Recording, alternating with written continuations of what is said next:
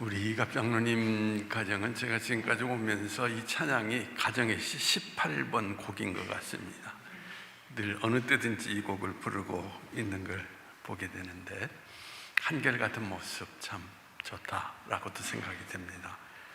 어려운 시절을 지나가고 있는 여러분들에게 주님의 평화가 임하기를 빕니다. 어려운 이 과정을 지켜나갈 때에 얼마나 많은 수고가 있습니까?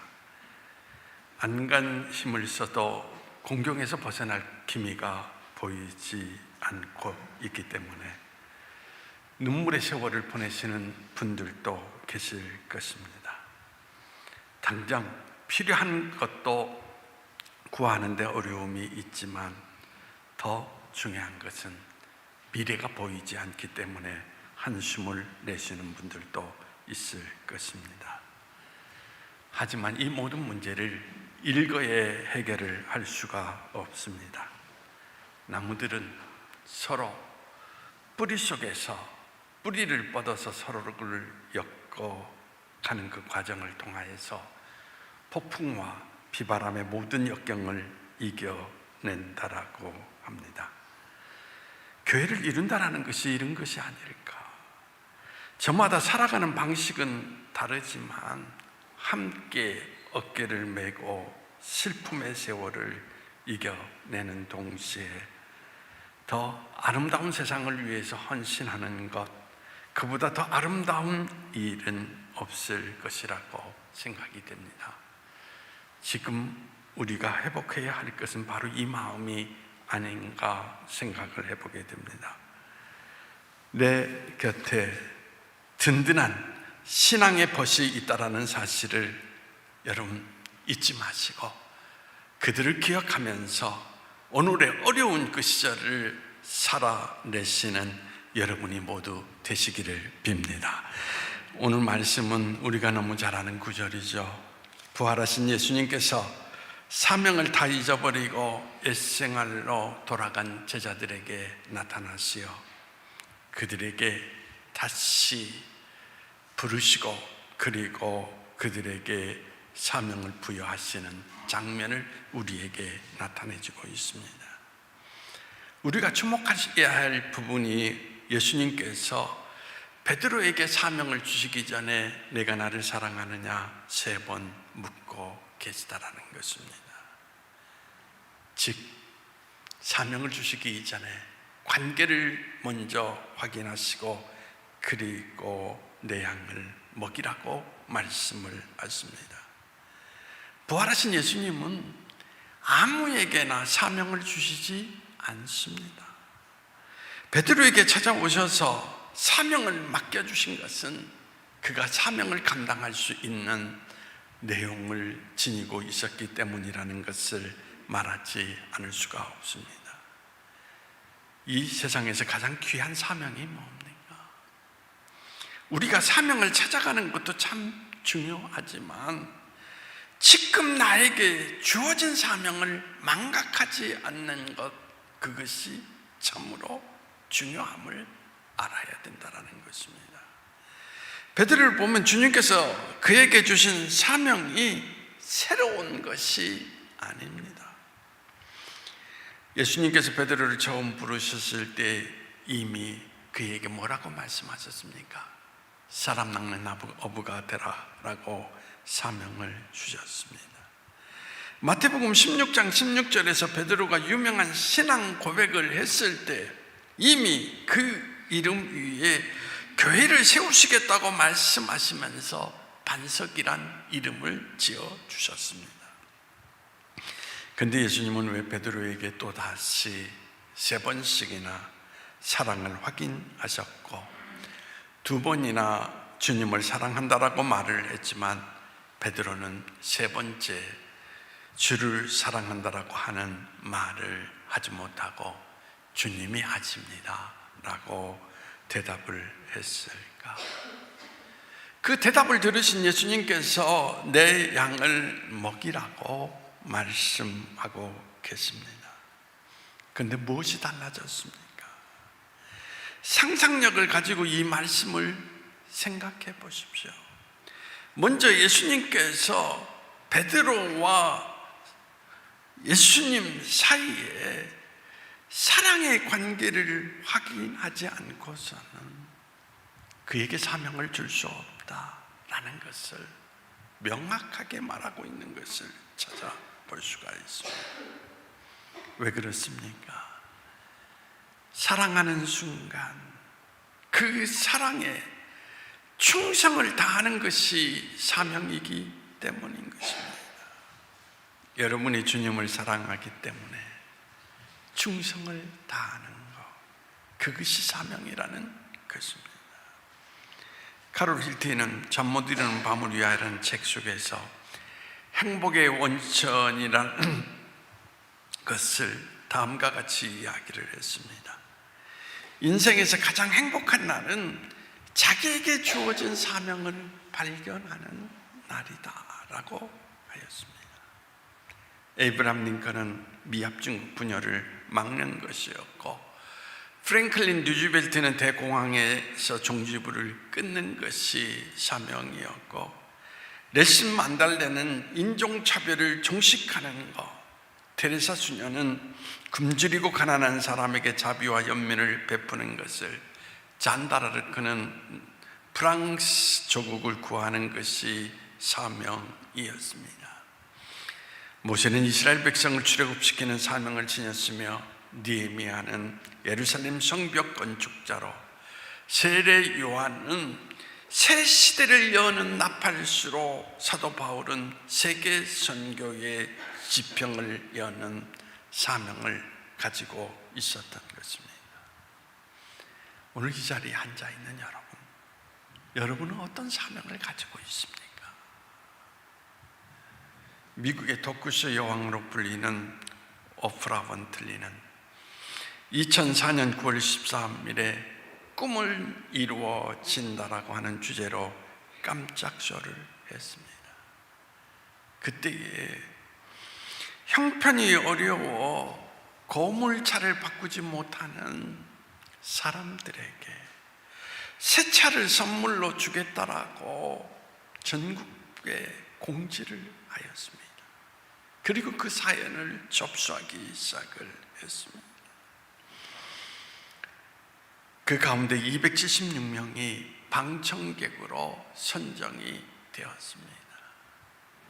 옴프리는 한 사람씩 이름을 불렀습니다. 11명의 사람들에게 당신들에게 새 차를 선물로 줍니다. 그리고 나머지 사람들에게는 조그마한 아름다운 상자 박스를 선물로 주었습니다.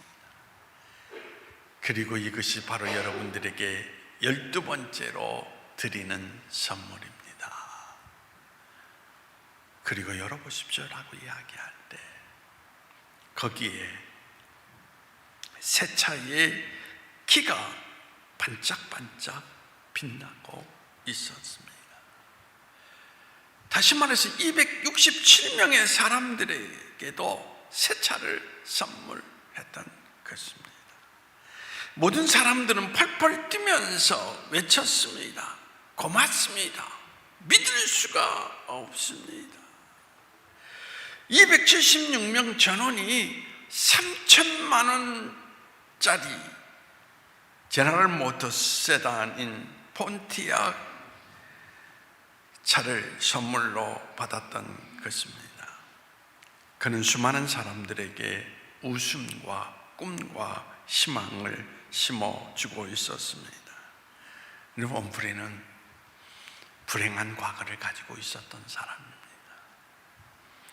사생자로 태어나서 그는 어려운 가정 가운데 엄격한 할아버지 할머니 틈 속에서 자라났는데 어머니는 파출부로 일을 하고 있었습니다. 9살 때에는 삼촌에게 성폭행을 당하였고 그 이후에도 친척과 주변인들에게 성폭행을 당하여서 14살 되던 아이 때에 아이를 낳게 되었지만 아이는 얼마 되지 않아서 죽고 말았습니다. 그는 고통에 시달리면서 마약을 했고 그리고 또 나아가서 그는 비만으로 고통을 당하기도 하였습니다. 이러한 악조건 속에서도 그는 미국을 움직이는 가장 영향력 있는 100명 중에 한 사람으로 선정되기도 했고, 하포 엔터테인먼트 그룹의 대표로서 그는 지금도 갑부로 살아가고 있습니다. 어떻게 그녀의 힘의 원동력은 가난과 아픔을 자신에게 준 하나님을 사명으로 받아들일 수 있었기 때문이라고 그는 고백을 하고 있습니다. 그는 성경을 읽으면서 모세를 모델로 삼았다라고 이야기합니다.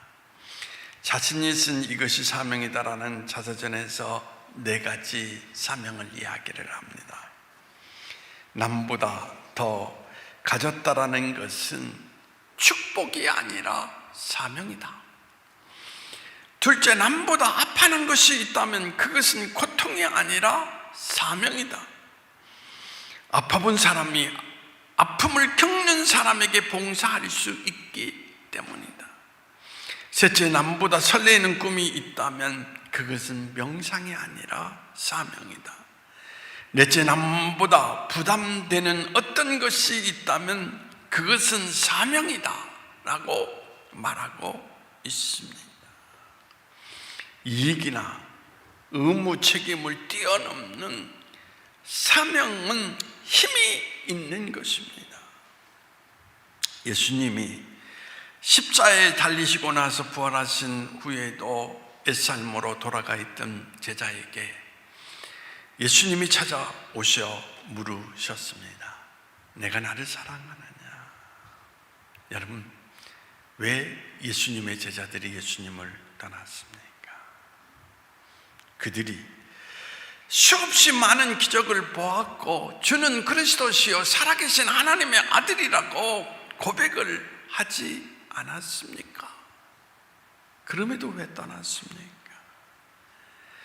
분명한 것은 그들은 사명자로 세운 것이 아니라 자신들의 채워지지 않는 욕망을 채우기 위해서 예수님 앞에 나왔던 것입니다.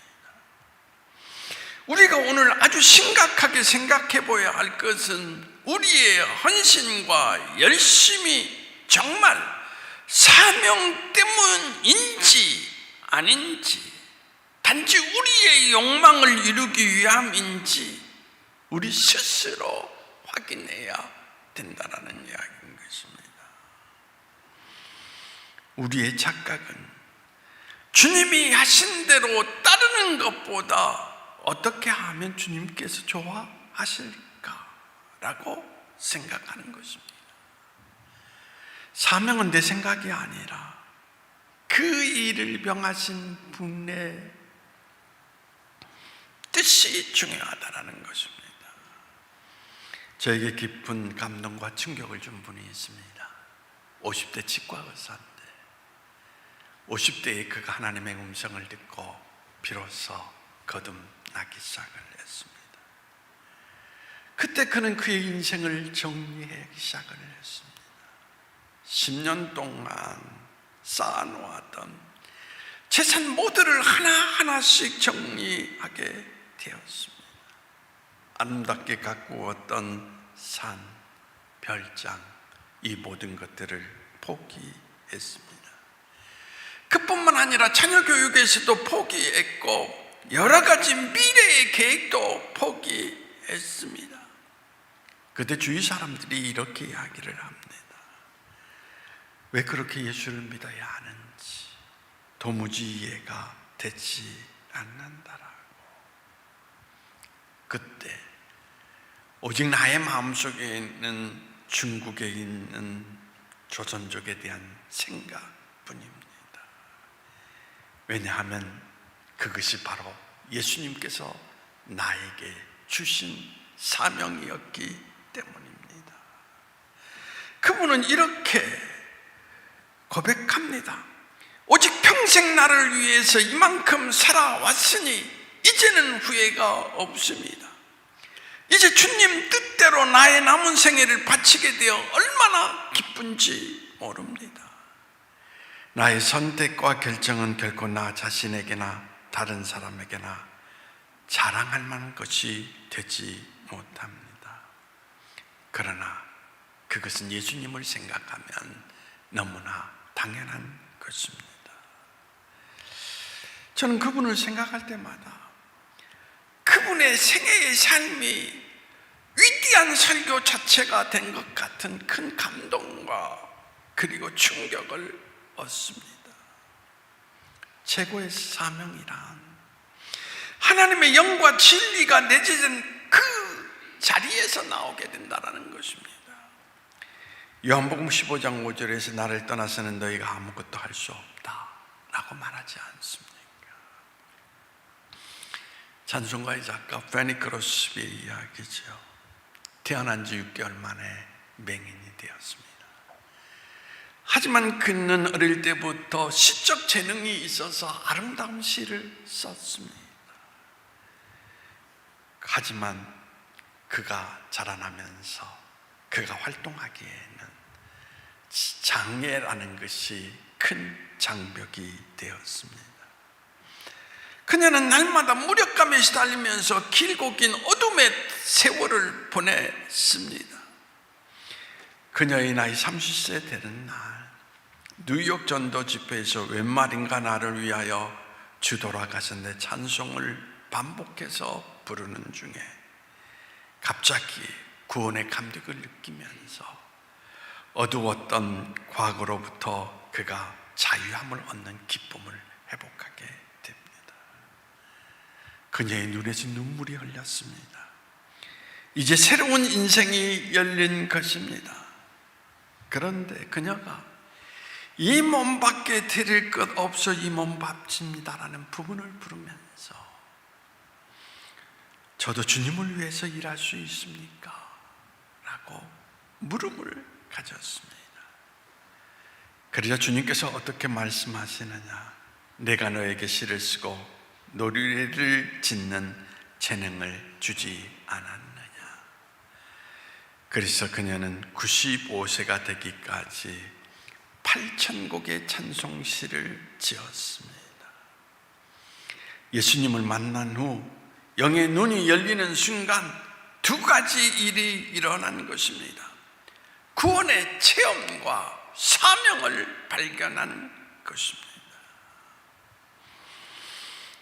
우리의 최고의 사명자가 되는 것이 무엇입니까? 지금 우리에게 주어진 일, 지금 우리가 속한 곳에서 하나님이 가장 기뻐하시는 일이 무엇인지 아는 것이 아니겠습니까? 하나님께서 우리를 믿으시고 양을 먹이라 맡겨 주실 수 있어야 되는 것이 아닙니까? 여러분, 우리가 정말 예수님을 사랑하게 된다면 우리에게 주어진 사명이 살아나게 된다라는 이야기인 것입니다. 중국 선교 개척자인 허스틴 텔러가 어느 날 고국에 돌아와서 중국 선교를 지원하는 사람들을 향하여서 강연을 했습니다. 그대들은 무엇 때문에 중국에 가려 하는가? 질문을 던졌습니다. 많은 이들이 중국의 수많은 영혼들을 바라보면 견딜 수가 없어서 그들을 향하여 나아갑니다. 바로 그들이 복음화될 때 중국이 변화될 수 있기 때문입니다라고 이야기를 하였던 것입니다. 그때 허드슨 텔러가 이렇게 이야기합니다. 자네들의 이야기가 틀린 말은 아니지만 선교지에서 여러 가지 예상치 못한 역경과 어려움을 부딪히게 된다면 여러분들은 크게 흔들릴 수 있을 것입니다 라고 지적을 했습니다. 그때 학생 중에 한 사람이 그에게 되묻습니다. 그렇다면 선교사님은 무슨 동기로 중국에 가셨습니까? 허저스텔러는 이렇게 대답합니다. 내게는 한 가지 동기밖에 없습니다. 그 동기는 바로 예수님을 사랑하기 때문입니다. 하나님을 믿는다고 하면서 일상 속에 돌아가 물고기를 잡는 제자들처럼 그렇게 주님을 사랑한다라고 고백하고 찬양하다가도 또 우리의 일상에 파묻혀 사명을 잃어버리고 살아가는 우리에게 주님께서 묻습니다. 내가 나를 사랑하느냐? 분명한 것은 주님을 사랑하는 사람들은 그들의 일상이 사명이 되고 주님을 사랑하는 사람들의 하찮은 일들이 거룩한 일로 변화가 되게 될 것이라는 이야기인 것입니다. 저는 여러분들에게도 오늘 묻고 싶습니다. 정말 예수님을 사랑하십니까? 그래서 집사가 되고, 그래서 권사가 되고, 그래서 교사 일을 감당하고, 그래서 성가대원을 감당하고, 그리고 주방 일을 감당하고 있습니까? 라는 말입니다.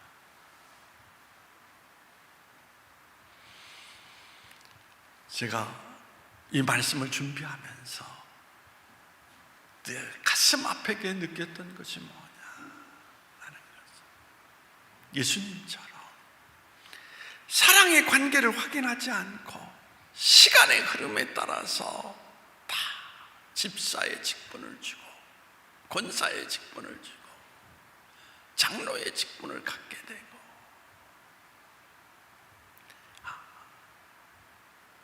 그래서 교회가 혼돈 속에 빠지게 된다는 이야기겠습니다.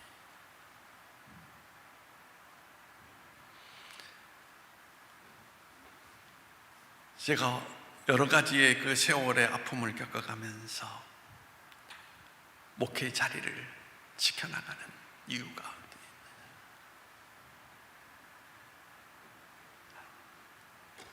혹이 어떤 분들은 이렇게 생각을 합니다. 가족을 먹고 살리기 위해서. 그런데 그렇지 않습니다. 먹고 살기 위해서 노력한다면 지금도 이 목회 현장을 벗어나고 싶습니다. 저는 늘 개척했던 때 예수님을 떠올립니다. 개척 그 밑바닥 속에서 아무것도 없는 빈 자리에 성 프란스처럼 빈들에 나가서 예수님을 향하여서 기도할 때 물으셨던 질문이 바로 사랑하느냐? 그래서 주어진 것이 고백이었습니다. 지금도 예수님을 사랑하기 때문에 오늘 이 자리를 지키면서 예수님께서 뜻하신 바를 이루기 위해서 생애의 마지막까지 길을 걸어가자라고 이야기합니다. 여러분, 예수님을 사랑하지 않는 마음은 사실은 여러분의 신앙의 모든 것들이 아무것도 아니라는 것입니다. 사랑한다라는 것, 그것이 확실할 때 바로 그 신앙의 자리는 생명력이 있고, 더 나아가서 예수님께서 우리 안에 가셔서 행하시는 놀라운 일들을 경험하면서 우리는 새로운 미래를 향하여서 나아갈 수가 있는 것입니다. 지금 우리는 교회를 다시 회복하는 시기에 있습니다. 저는 여러분들에게 부탁하고 싶은 것이 뭐냐? 꺼져갔던 예수님의 사랑의 불꽃을 다시 여러분 가슴 속에 지피십시오 라고 말하고 싶습니다. 그래서 예수님을 사랑을 다시 한번 점검하고 그 사랑으로 일어나서 오늘 여러분에게 주어진 사명의 모든 것들을 잘 살아내시는 그런 모두가 되기를 간절히 소망합니다. 기도하시겠습니다.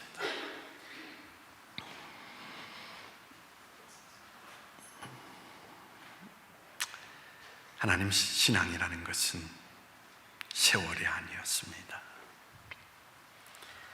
사랑하지 않는 세월에는 의미가 없었습니다. 예수님과 더 깊은 사랑의 관계를 이루어 나아갈 때 거기에 진정한 신앙의 의미가 있고 거기에 우리가 더 깊은 은총을 누리며 예수님과 함께 살아가는 삶의 모든 것이 담겨져 있었습니다. 주님, 오늘 예수님께서 우리에게 묻습니다. 내가 나를 사랑하느냐? 우리는 무엇이라 대답할 수 있는가?